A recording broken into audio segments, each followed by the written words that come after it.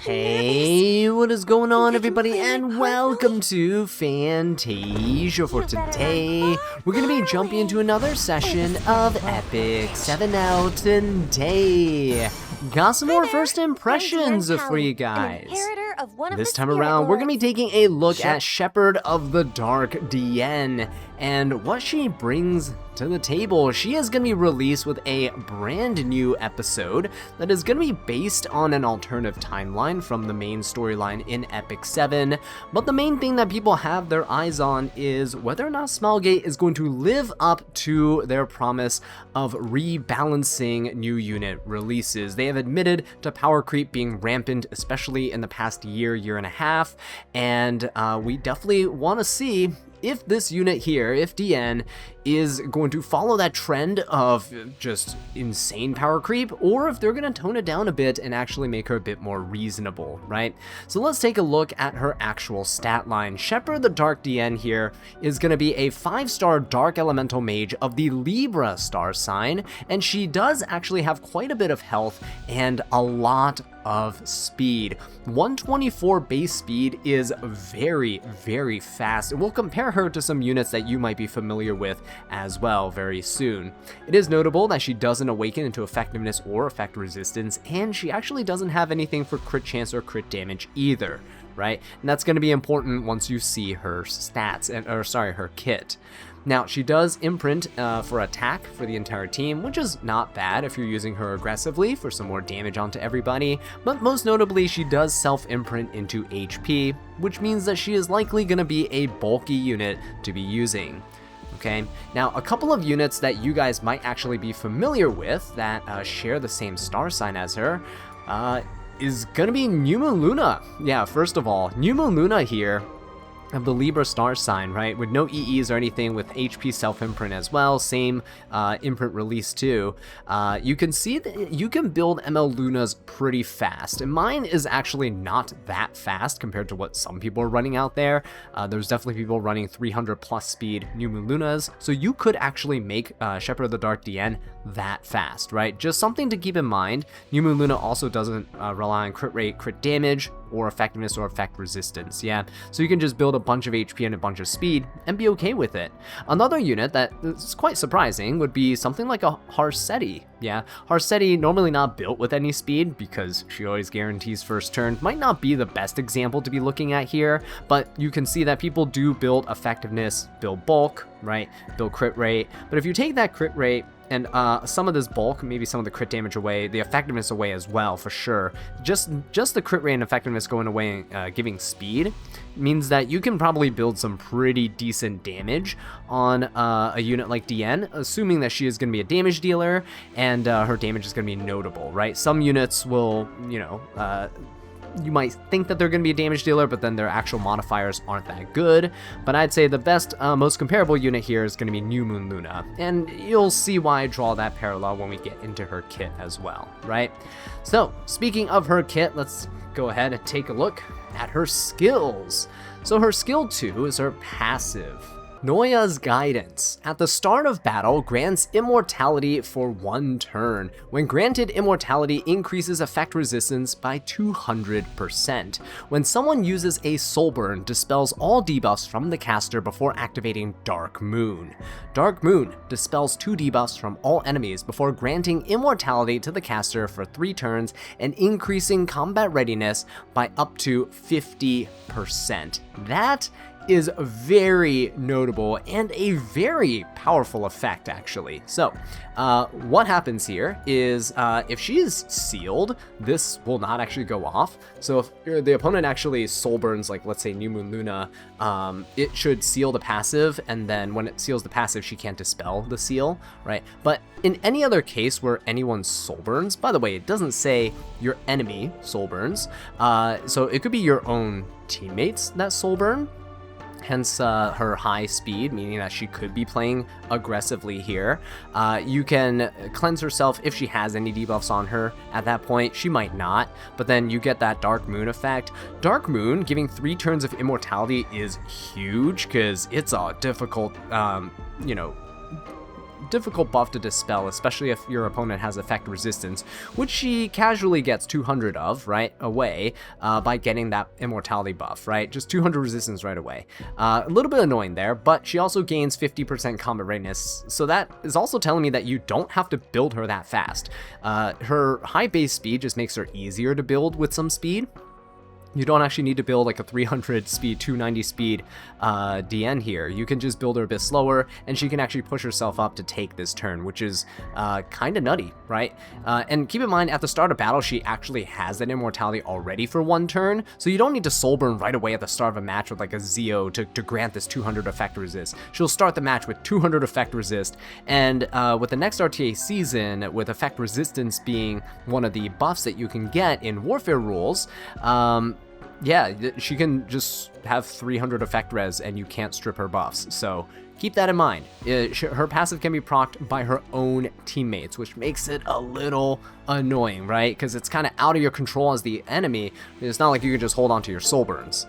Okay, skill 3, Endless Darkness. After inflicting seal on all enemies for 2 turns, attacks them and decreases combat readiness by 30%. A successful attack always results in a critical hit. When the caster is granted immortality, ignores effect resistance. Damage dealt increases proportional to the caster's max health.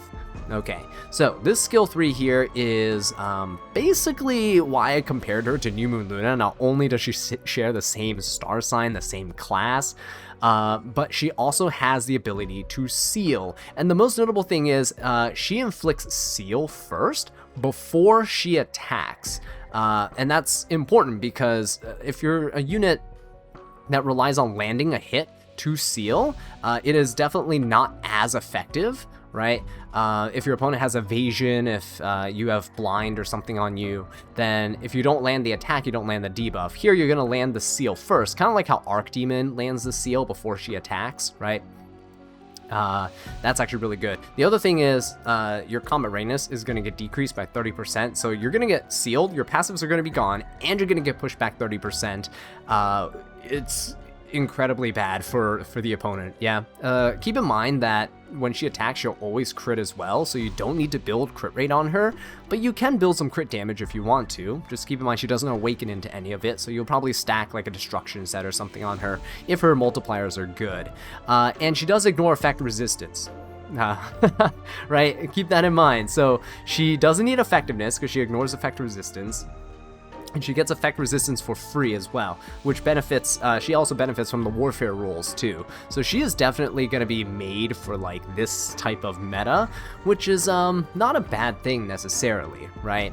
And yeah, sure, the more HP you have on her, the bulkier you have her, the more damage you're going to deal. So keep that in mind too. So build HP, build some crit damage, a little bit of speed. You don't want her too slow, but you also don't want her too fast. You don't want to cycle out of your immortalities, right?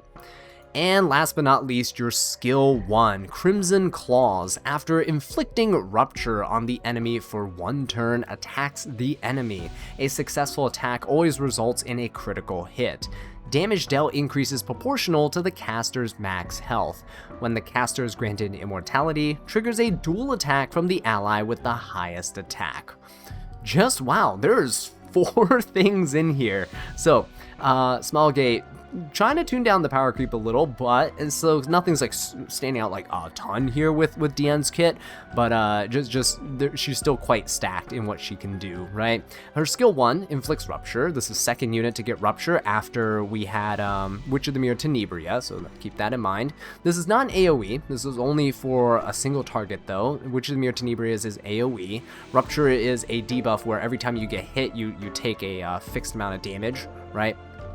So it is quite powerful, especially against bulkier opponents. Yeah. The other thing is you're always going to crit yet again, so you don't need crit rate at all. And she does scale off her max health once again. The other thing is with the immortality, she's going to have it. At the start of the battle, you can just start with it and just skill 1. This is kind of like Singelica, where if you have immortality, you can like dual attack with the highest attack ally. So yeah, that's definitely something you want to keep up. And I know people are going to say it. People are going to say like, oh, but Hikadi like kind of counters her because your opponent can't have immortality. And yeah, that is actually a good thing, that there will be counters to her before she gets released. You don't want a unit that comes out that has absolutely 0 counters to them, because then they're just going to end up destroying the entire meta, right? It's going to be super unhealthy. So the fact that people will have answers to her is going to be nice. You can also seal her, like I mentioned, New Moon Luna and stuff, so that's not the worst thing ever, right? Yeah, the dual attacks from the highest attack ally, I feel like that probably wasn't necessary in her skill 1. I feel like it's a little extra, but hey, more dual attacks means that perhaps Lionheart, more Lionhearts we're gonna see. Yeah, so keep that in mind. That's gonna be cool. Well, maybe not Lionhearts, because you're gonna get sealed by her skill 3, right? So yeah, I take that back. Her animations are absolutely amazing, and she is an ML5, so she will be coming through the Mystic Summons. I believe you can summon for her on January 1st, on the New Year's Day. Yeah, there you go. Mystic Summons on New Year's Day, so keep your eyes peeled for that, and definitely save up your Mystics. I think she is a unit that you'd probably want to try to pull for, especially in this upcoming meta. Alright, let's go ahead and take a look at some artifacts here. For the generic options that Diene has, because she is an ML5, she doesn't get released with her own exclusive artifact. The most generic one that I think will be really good on her is Bastion of Hope. This is if you want additional effect resistance, right? So you get 20% extra effect res for everyone on your team, including yourself, and then she herself will gain 50% more effect resistance, effectively giving her 70% more resist. So starting the match with immortality and 270 resistance, not a bad thing at all, right? This can also ensure that you don't get your immortality buff stripped by your opponent, which is also really good. Now, this will decrease down to 35%, but in the end, you're still going to have 55 extra effect res, so 255 res. Still not a bad thing at all. You won't ever really need bulk and stuff, so you wouldn't look towards Proof of Valor. She is already an HP scaler, but immortality will keep her alive regardless of her HP, so that's pretty good. She is a mage, which means all of you are probably thinking Tug of Hell's Ancient Book, and you are absolutely right. What are you doing not running Tug of Hell's Ancient Book on her? Because she benefits when you're ally Soulburn too, right? So if you have 20 souls at the start of the match, it pretty much guarantee that you can soulburn whoever you want. So that is also wonderful. The only thing that's probably better than Tug of Hell's Ancient Book is Tug of Hell's Ancient Book, but better. So if you played during the Free Ring collaboration, the Mirrored Lotus Ring here is basically Tug of Hell's Ancient Book, start with 20 souls, but at the start of every turn, you gain 2 extra souls, right? So a little bit more of a benefit. This could be really good on her just because the fact that I predict Diene to either be used as an anchor in cleave type of teams, because she does have the potential for that. She bridges herself, right? She can go after a unit and follow up with good damage and such. But at the same time, she can also be used in slower teams too, for long drawn out matches. Because of that immortality, she's gonna be hard to deal with, and you can rack up these souls for soul burns as well, right? For yourself. So not too shabby, I don't think. So now let's go ahead and take a look at the best sets to be running on Shepherd of the Dark Diene. When you're looking at her kit, it seems like she wants to be a damage dealer just because she wants to guarantee, just because she already guarantees crits, right? Speed set is universally just decent and will be good on her if you have a good speed set. She can make good use of it, right? But destruction set also comes to mind. Usually for higher base speed units, speed set gives more value, and for lower base speed units, destruction set gives a bit more value. You can still get high damage with a speed set, and you can still get high speed with a destruction set, but you know, depending on the set bonuses and such, right, it scales differently. So we have speed set, destruction set for your 4 set pieces. I think that's pretty much all you're gonna be going for. The other 2 set pieces that you might be running on her would be, depending on damage here, right, penetration could be okay if you want her skill 1 to hit harder. Torrent could be okay if you want her skill 3 to also hit harder. Keep in mind this takes away 10% of your max health, but By this point, you already know some people have insane torrent pieces that have good HP rolls and stuff on it that kind of mitigate the fact that you lose just 10% of your HP. So also a good option here. Immunity, also not bad. I know you have the effect res, but there are units that have a lot of effectiveness. Rec Room Rowana, Soulblade Armintha, and those types of units that have really strong debuffs. And by having that immunity, you're essentially saying, no, you can't do anything to me, right? So that is definitely an option that I'd recommend here as well. If you want, you can stack more effect resistance with the resist set, but keep in mind, your resistance might fluctuate depending on whether or not you have your immortality. So that's also something to note. But yeah, overall, I think those are probably the things you're going to go for. HP set, little honorary mention here as well. She's an HP scaler. But once again, with all these options out there, I'm probably leaning towards like speed immunity or destruction and immunity. And so we're going to showcase those two builds to you guys right now. Okay guys, here we go. A potential speed set that you can run on your Shepherd of the Dark Diene. When we take a look at the subsets that you're aiming for, it's mostly going to be HP, crit damage, some defense thrown in there, a bit of speed, right? And as little crit rate as possible, because it's kind of a wasted stat. I also tried to avoid both effectiveness and effect resistance, just given the fact that I'm assuming we're going to have immortality up, and you have that 200 effect res, and with immortality up, you're ignoring your opponent's effect res too, right? So it is kind of a tricky balance to find. Maybe when we start playing her with her for a little bit, we're going to find that 100 effect res is a good happy medium, where you get like 300 effect res at the start of the match, and you have to worry about nobody stripping your buffs. Maybe that's going to be the case. We'll see.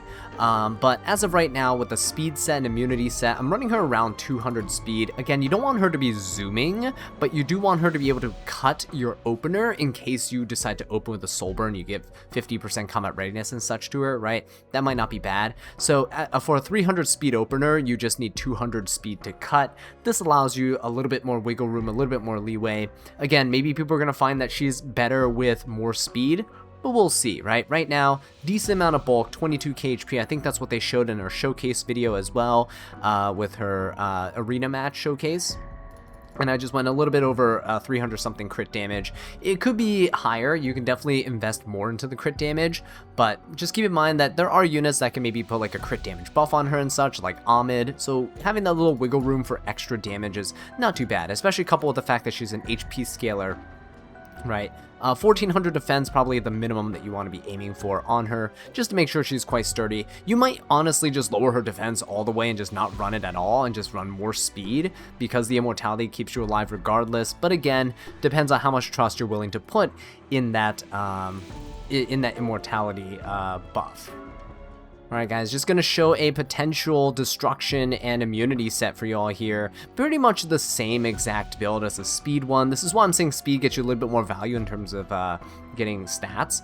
You have better speed with the speed set. I know I can modify stuff like this necklace here, and there's a little bit more crit damage as well, but overall you're getting very similar stat lines, right? You could obviously find faster pieces here with a bit less bulk, run HP percent boots, or maybe even run an HP percent necklace here, and you might get more value, right? More HP, more bulk, maybe a little bit less damage, but the crit damage set kind of makes up for it, right? You might be slightly under 300 crit damage, but getting close to like 27, 28k HP, maybe that's what you want. But again, it's finding a good balance. We'll see what she's like when she's released, whether or not you want to play her faster, or if you want to play her a little bit slower. Alright guys, let's talk about potential teammates that you can run with your Shepherd of the Dark Diene. The first thing that comes to mind with all this immortality is definitely going to be, and sad to say, Lady of the Scales, right? It's a good thing Hakati is going to be out and prevents this immortality shenanigans, but Lady of the Scales with Diene is going to be very strong just because you can put Diene in the front line, she can take up a bunch of hits, she has natural immortality in her kit, and with Lady of the Scales also giving a set of immortality and essentially damage sharing for the entire team, it's going to be really annoying to deal with, right? Another unit that comes to mind is definitely going to be Spirit Eye Celine, because she applies immortality to everyone on your team, and not only does that help you not die, but she's also a really aggressive DPS unit. She's a really strong counter into a lot of powerful units that are out there right now, and because she can soul burn at the start of the match for free, keep that in mind, if you ever EE right here, right? That soul burn will actually help you proc your Diene, and you have some synergy there too, right? So that's also really good. Definitely watch out for those two, right, with the immortalities. Now, the other thing you gotta watch out for if you're using Diene is Hecate, obviously, who can counter her by locking down immortalities and not allowing you to use it, but also keep in mind that people can still run Veronica. Don't talk about how she's still not imprinted with speed. Yeah, I see you typing in that in the comments down below. All right, but her passive ability here allows you to dispel immortality from all enemies at the start of a turn, and it ignores effect resistance. So if your opponent's playing a bit more aggressively than you, they could run Veronica, and yeah, Diene loses basically all of the benefits that are in her kit because she doesn't have that immortality, right? So definitely keep that in mind. But yeah, otherwise, let me know what units you think are going to work really well with her. I think, honestly, anybody that is going to be useful in terms of keeping her alive, you know, mitigation, some healing. Maybe you even have disgusting revive teams with her, right? Immortality with revive, Maid Chloe, Ruel of Light. Just nasty shenanigans all around. High DPS, high damage units, high attack units are also going to be very beneficial for her because she can just dual attack with them. So it doesn't even matter what your units are. It could even be an Apocalypse Ravi that's just the highest attack stat on your team. Maybe everybody else's lower attack stat, right? Could be decent. Bystander Huayang could be decent. Again, any units that gain effects that use dual attacks, like gaining combat readiness, pushing your opponents back with like silence or something, for example, like a Swift Flag Bearer Sigrid. You know, I don't know why she'd be the highest attack unit on your team, but hey, she has beneficial effects for your team with her skill 1, right? Anything of that sort would be really nice to couple with her. Just general damage dealers, like even running Setsuka, right, running Genoa, Tori, anybody that's out there that can be used. Typically you want to use units that are obviously not too vulnerable to dying in one shot, so you might not want to bring like your Zahak in with her into a fight, but you want to bring Spirit Eye Celine, for example. Again, a really good example because she can't take more than half her health as damage at a time because of her passive, and because of that, she will stay on the field for much longer, and then attacking with her here also allows you to heal, right? And so yeah, this passive is what makes her work so well. So that's basically it for Diene, guys. Do I think she's gonna be overpowered, this absolute monster of a unit? No, I don't think so. I think she relies a little bit too much on a gimmick of immortality, which is fine. I'm not complaining about it. And I'm not asking for buffs either, because that would be hypocritical for people to want nerfs and then also want buffs for units that they think are underwhelming. So yeah, we're gonna leave it at that. Shepherd the Dark Diene, pretty good. I'd probably pick her up, and we'll see where she takes us in this meta. I was honestly expecting injury and such in her kit, but she didn't come with that. And we'll see how she fares come New Year's Day. So if you don't want to miss out on that, do be sure to subscribe to the channel, because I am going to be summoning for her and I'll be testing her out. So if you're on the fence, you don't have to. With that being said, thank you so much for watching, and I'll catch you in the next one. Take care.